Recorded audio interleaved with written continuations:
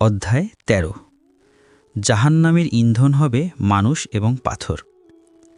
জাহান্নামের আযাব সম্পর্কে সূরা বাকারায় বলা হয়েছে, তোমরা জাহান্নামের ওই আগুনকে ভয় করো যার ইন্ধন হবে মানুষ এবং পাথর, যা অবিশ্বাসী কাফিরদের জন্য প্রস্তুত করা হয়েছে। বাকারা ২৪। পৃথিবীতে এক শ্রেণীর মানুষ আছে যারা নিজেরা চেষ্টা করে জাহান্নামের আগুন হতে বাঁচার জন্যে। নিজেরা নামাজ কালাম আদায় করে, জাকাতও দান করে, হজও করে, কিন্তু নিজের অধীনস্থ ছেলে মেয়েকে মোটেও তাগিদ দেয় না নামাজ কালামের জন্যে। শুধু তাই নয়, নিজে মুখে দাড়ি রেখে মাথায় টুপি দিয়ে নিজের বেপর্দা সুন্দরী মেয়েকে সাথে নিয়ে শপিং করতে বের হয়। মেয়েকে পর্দা করতে বলে না। মহান আল্লাহ রব্বুল আলামিন সূরা তাহরিমে বলেন, হে ঈমানদারগণ, নিজেকে এবং নিজের পরিবারবর্গকে সে আগুন হতে রক্ষা করো যার ইন্ধন হবে মানুষ ও পাথর। সেখানে অত্যন্ত কর্কশ, রুড ও নির্মম স্বভাবের ফেরেশতা নিয়োজিত থাকবে, যারা কখনো আল্লাহর আদেশ অমান্য করে না। যে আদেশ তাদেরকে দেয়া হোক না কেন তা ঠিকভাবে পালন করে। এই আয়াতের বক্তব্য সম্পর্কে মানুষের মনে একটা প্রশ্ন জাগে, জাহান্নামের আগুনে পাথর পোড়ানো হবে কেন? এই প্রশ্নের উত্তর হচ্ছে, এক শ্রেণীর মানুষ আল্লাহর দাসত্ববাদ দিয়ে বিভিন্ন বস্তুর দাসত্ব বা পূজা করে। মাটির তৈরি, পাথরের তৈরি মূর্তি বানিয়ে তার কাছে নিজের আশা আকাঙ্ক্ষা, কামনা বাসনা জানায়। তাদের কাছে বিপদ আপদ থেকে মুক্তি চায়। এই শ্রেণীর মানুষগুলোর ধারণা, পরকালে এই মূর্তিগুলো তাদের জন্য সুপারিশ করে তাদের দোজখ থেকে বাঁচাবে। মহান আল্লাহ ওদের সাথে সাথে ওদের মূর্তিগুলোকেও জাহান্নামে পাঠিয়ে ওদেরকে দেখাবেন, দেখো, তোমরা যাদের দাসত্ব করতে তারা নিজেরা নিজেদেরকে রক্ষা করতে পারেনি, সুতরাং তোমাদেরকে কি করে রক্ষা করবে? তাছাড়া আগুনের মধ্যে পাথর নিক্ষেপ করলে সে পাথর পুড়ে লাল হয়ে অধিক তাপ বিকিরণ করে, আগুনের উত্তাপ বৃদ্ধি পায়। মূর্তিপূজকগণ যাতে বেশি তাপে অধিক আযাব ভোগ করতে পারে, সে কারণে আগুনে পাথর নিক্ষেপ করা হতে পারে। প্রকৃত সত্য যে কি তা আল্লাহই অবগত আছেন। সেদিন আল্লাহ রব্বুল আলামিন ফেরেশতাদের নির্দেশ দেবেন, ধরো এবং গলায় ফাঁস পরিয়ে দাও, তারপর জাহান্নামে নিক্ষেপ করো, আর ৭০ হাত দীর্ঘ শিকল দিয়ে ভালোভাবে বেঁধে দাও। আল হাক্কা ৩০-৩২।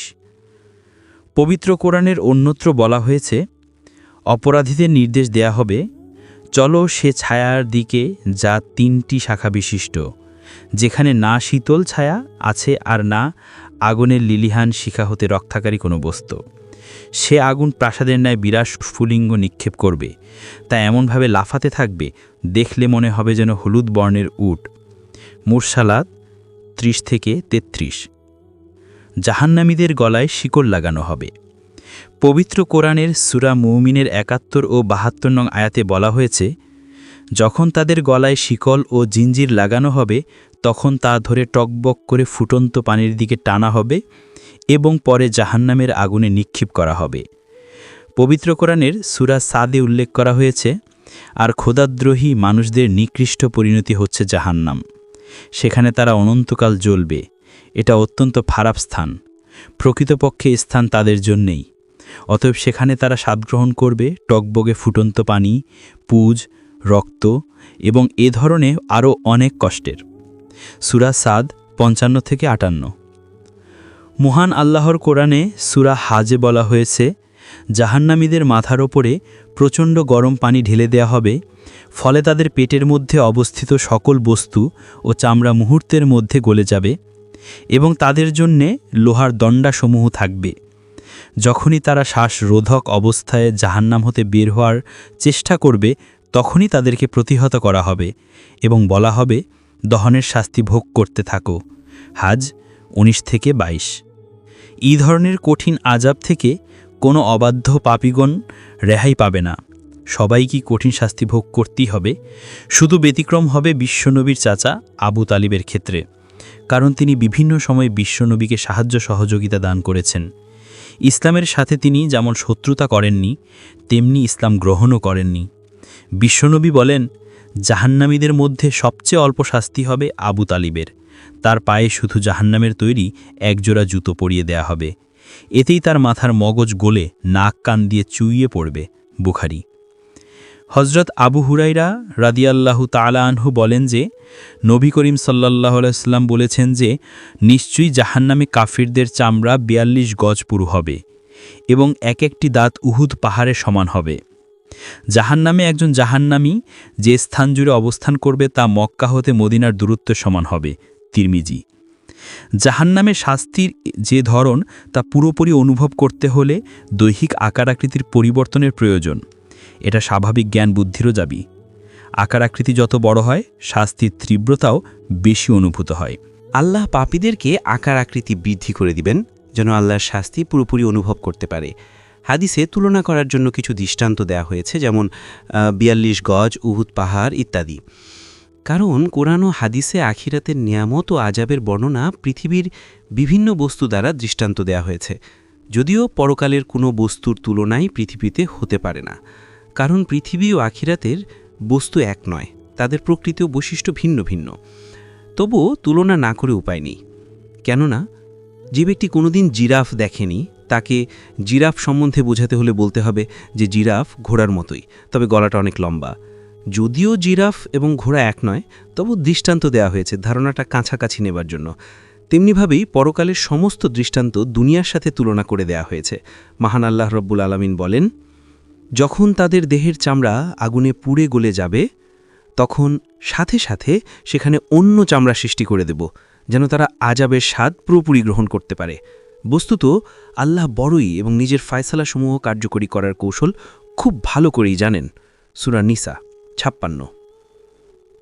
চামড়া যে পরিবর্তন করা হচ্ছে এবং পুড়ে যাচ্ছে, পুনরায় আবার তা তৈরি হচ্ছে, এর অনুভূতি কখনো জাহান্নামীদের থাকবে না। জাহান্নামীদের প্রতি সেকেন্ডে কয়েকশবার চামড়া পরিবর্তন করা হবে, কিন্তু জাহান্নামীগণ মনে করবে যে তার সে পুরানো চামড়াই শরীরে আছে এবং তা অবিরাম পুড়ে চলছে।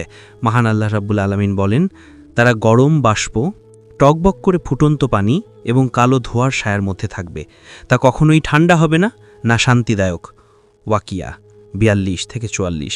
জাহান্নামীগণ জাহান্নামে কালো আগুনের মধ্যে অবস্থান করবে। এ কথা আল্লাহর রাসূলও বলেছেন।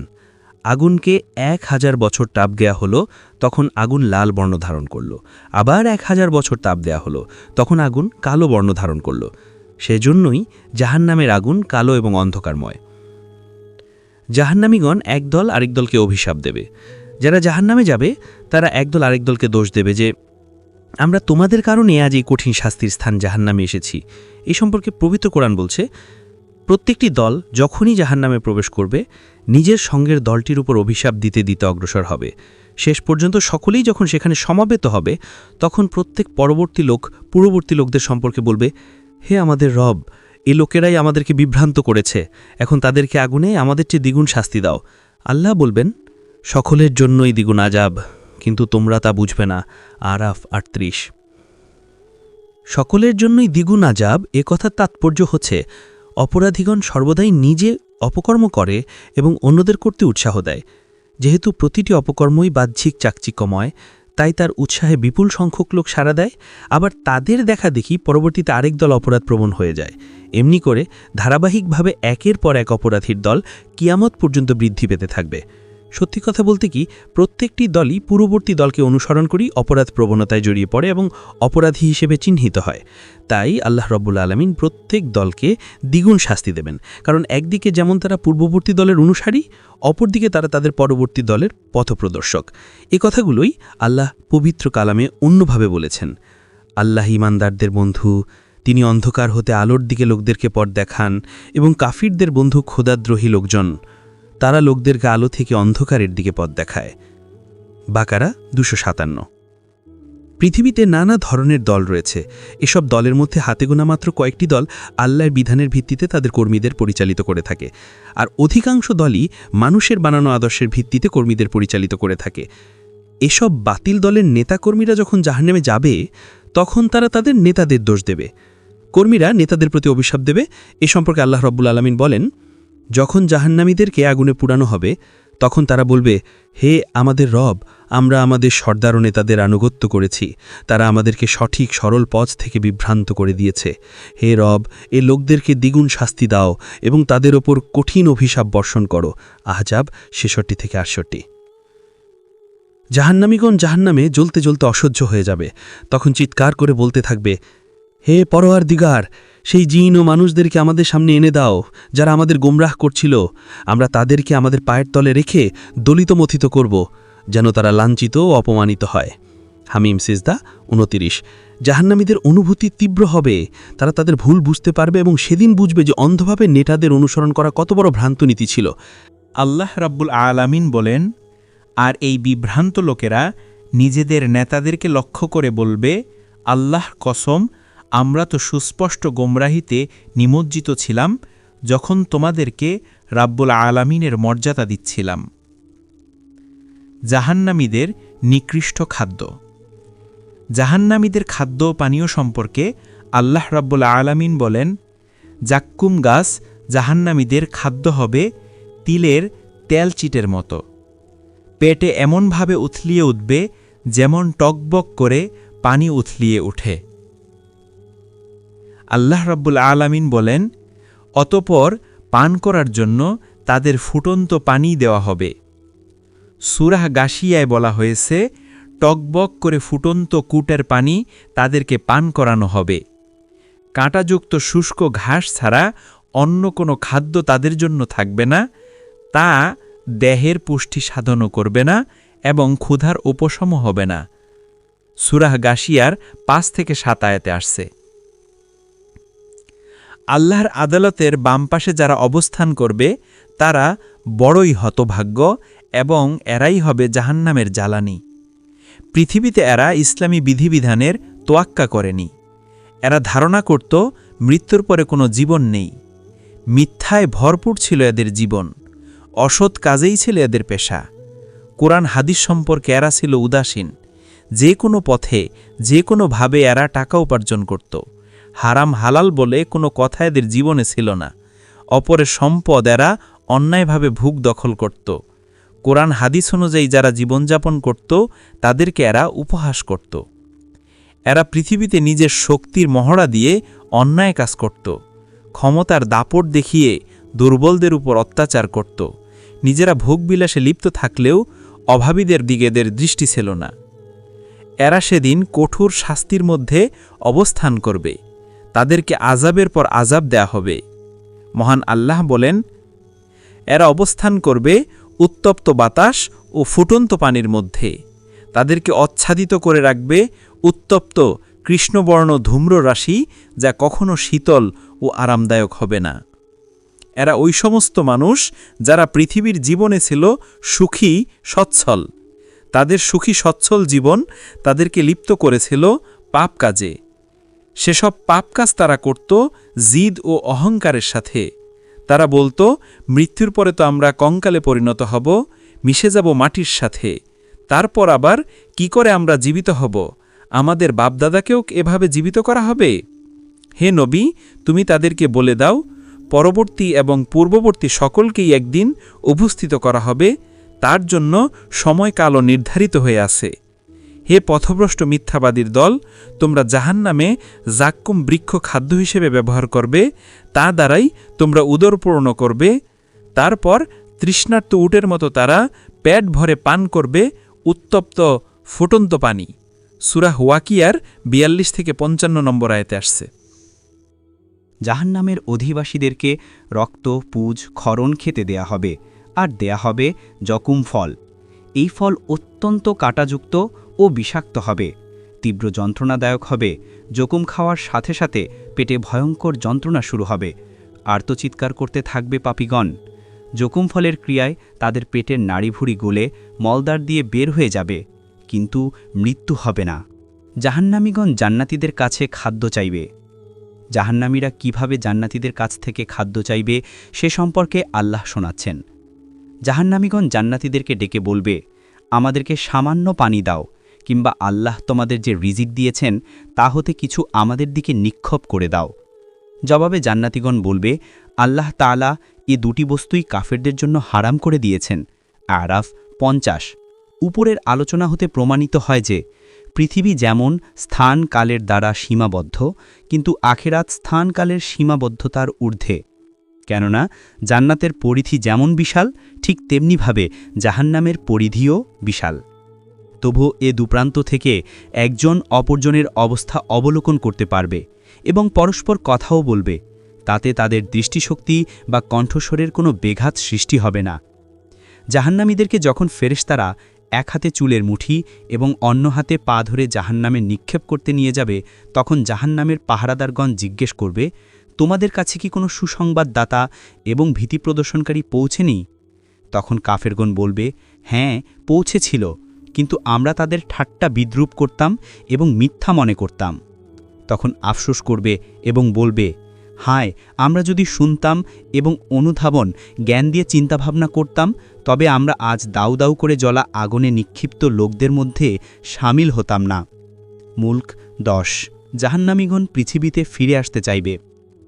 সূরা আনআমে বলা হয়েছে, হায়, সে সময়ের অবস্থা যদি তুমি দেখতে পারতে, যখন তাদেরকে জাহান্নাদের কিনারায় দাঁড় করানো হবে, তখন তারা বলবে, হায়, আমরা যদি দুনিয়ায় আবার ফিরে যেতে পারতাম এবং সেখানে আল্লাহর আয়াতকে মিথ্যা মনে না করতাম ও ঈমানদার লোকদের মধ্যে সামিল হতে পারতাম। আনআম 27। তাদেরই আবেদন নিবেদন ব্যর্থ হয়ে যাবে। আল্লাহ সরাসরি তাদের কথাকে প্রত্যাখ্যান করবেন। পবিত্র কুরআন বলছে, তাদেরকে যদি পূর্ববর্তী জীবনের দিকে ফিরিয়ে দেয়া হয়, তবুও তারা সেসব কাজই করবে যা হতে তাদেরকে নিষেধ করা হয়েছে। তারা তো সবচেয়ে বড় মিথ্যাবাদী। আনআম 28। সূরা জুমারে বলা হয়েছে, যেসব লোক কুফরি করেছিল তাদেরকে জাহান্নামের দিকে দলে দলে তাড়িয়ে নিয়ে যাওয়া হবে। তারা যখন সেখানে পৌঁছবে, তখন তার দরজাগুলো উন্মুক্ত করা হবে এবং তার কর্মচারীরা তাদেরকে বলবে, তোমাদের নিকট তোমাদের নিজেদের মধ্যে হতে এমন কোনো রাসূল কি আসেনি যে তোমাদেরকে তোমাদের রবের আয়াত সমূহ শুনিয়েছে এবং তোমাদেরকে এ বলে ভয় প্রদর্শন করেছে যে এ দিনটি অবশ্যই একদিন তোমাদেরকে দেখতে হবে? তারা বলবে, হ্যাঁ এসেছিল। মানুষ যখন হতাশ ও পেরেশান হয়ে যায়, তখনই তার মুখ দিয়ে হতাশব্যঞ্জক কথা বের হয়। উপরোক্ত দৃষ্টান্তটি তারই নমুনা। তাদের অবস্থা সম্পর্কে আল্লাহ শোনাচ্ছেন। তারা বলবে, হে আমাদের রব, তুমি নিশ্চয়ই আমাদের দুবার মৃত্যু ও দুবার জীবন দান করেছ। এখন আমরা আমাদের অপরাধসমূহ স্বীকার করে নিচ্ছি। এখন এখান থেকে বের হবার কোনো পথ আছে কি? আল মুমিন 11। দুবার মৃত্যু ও দুবার জীবনদান অর্থ মানুষ অস্তিত্বহীন ছিল, অর্থাৎ মৃত ছিল, আল্লাহ জীবনদান করলেন, আবার মৃত্যু দিবেন এবং পুনরায় কিয়ামতের দিন জীবিত করে উঠাবেন। এ কথা কয়টি স্বয়ং আল্লাহ রাব্বুল আলামিন সূরা বাকারায় স্পষ্ট করে বলেছেন। তোমরা আল্লাহর সাথে কেমন করে কুফরি করতে পারো, অথচ তোমরা ছিলে প্রাণহীন, মৃত, তিনি তোমাদের জীবন দান করেছেন, আবার মৃত্যু দিবেন এবং পুনরায় জীবনদান করে উঠাবেন, তারপর তার দিকেই তোমাদেরকে ফিরে যেতে হবে। বাকারা 28। অপরাধীগণ প্রথম তিনটি অবস্থা অবিশ্বাস করত না, কেননা এ তিনটি অবস্থা তাদের চোখের সামনেই ঘটত। কিন্তু শেষ অবস্থা তারা প্রত্যক্ষ করতে না পারায় উপহাস করে উড়িয়ে দিত, কেননা শেষ অবস্থার খবর একমাত্র নবী রাসূলগণই দিয়েছেন। কিয়ামতের দিন কার্যত যখন এ অবস্থা ঘটে যাবে, তখন তারা স্বীকার করবে এবং কাকুতি মিনতি করবে পৃথিবীতে পুনরায় ফিরে আসার জন্য। সূরা ফাতিরে বলা হয়েছে, সেখানে তারা চিৎকার করে বলবে, হে আমাদের রব, আমাদেরকে এখান হতে বের করে নাও, যেন আমরা নেক আমল করতে পারি, সে আমল থেকে ভিন্নতর যা আমরা পূর্বে করছিলাম। ফাতির 37। অতঃপর তাদেরকে প্রত্যুত্তরে বলা হবে, আমরা কি তোমাদেরকে এমন বয়স দান করিনি যে শিক্ষা গ্রহণ করতে চাইলে শিক্ষা গ্রহণ করতে পারতে, আর তোমাদের নিকট সতর্ককারীও এসেছিল? এখন আযাবের স্বাদ গ্রহণ করো, এখানে জালেমদের কোনো সাহায্যকারী নেই। ফাতির 37। সমস্ত কিছুর বিনিময়ে জাহান্নাম থেকে মুক্তি চাইবে। আল্লাহ রব্বুল আলামিন বলেন, সেদিন অপরাধীগণ চাইবে তার সন্তান, স্ত্রী, ভাই এবং সাহায্যকারীর নিকটবর্তী পরিবার, এমনকি দুনিয়ার সব মানুষকে বিনিময় দিয়ে হলেও নিজেকে আযাব হতে বাঁচিয়ে নিতে। আল মাআরিজ 11-14। সূরা আল মুমিনুনে বলা হয়েছে, তখন তাদের মধ্যে আর কোনো আত্মীয় থাকবে না, এমনকি পরস্পর দেখা হলেও কেউ কাউকে জিজ্ঞেস করবে না। আল মুমিনুন 101। আল্লাহ রাব্বুল আলামিন বলেন, যেদিন তাদেরকে ধাক্কা মেরে মেরে জাহান্নামের দিকে নিয়ে যাওয়া হবে, তখন তাদেরকে বলা হবে যে এই সে আগুন যাকে তোমরা ভিত্তিহীন গুজব মনে করেছিলে। এবার বলো, এটা কি জাদু? না, তোমরা কিছুই দেখো না। এবার যাও, এর মধ্যে ভস্য হতে থাকো। এখন তোমরা ধৈর্য ধারণ করো বা না করো, সবই তোমাদের জন্য সমান। তোমাদের সেরকম প্রতিফলই দেয়া হচ্ছে যা তোমরা আমল করেছ। তুর 13-16। সূরা হাদিদের 15 নং আয়াতে বলা হয়েছে, যখন ফেরেশতাগণ জাহান্নামীদেরকে জাহান্নামের দিকে তাড়িয়ে নিয়ে যাবে, তখন বলবে, আজ তোমাদের নিকট হতে কোনো বিনিময় গ্রহণ করা হবে না, এবং যারা পৃথিবীতে প্রকাশ্য দাম্ভিকতার সাথে আল্লাহর আয়াতগুলোকে অস্বীকার করেছিল তাদেরকেও বিনিময় নিয়ে মুক্তি দেয়া হবে না। তোমাদের ঠিকানা জাহান্নাম, সে জাহান্নামই তোমাদের খোঁজখবর গ্রহণকারী অভিভাবক। কত নিকৃষ্ট পরিণতি!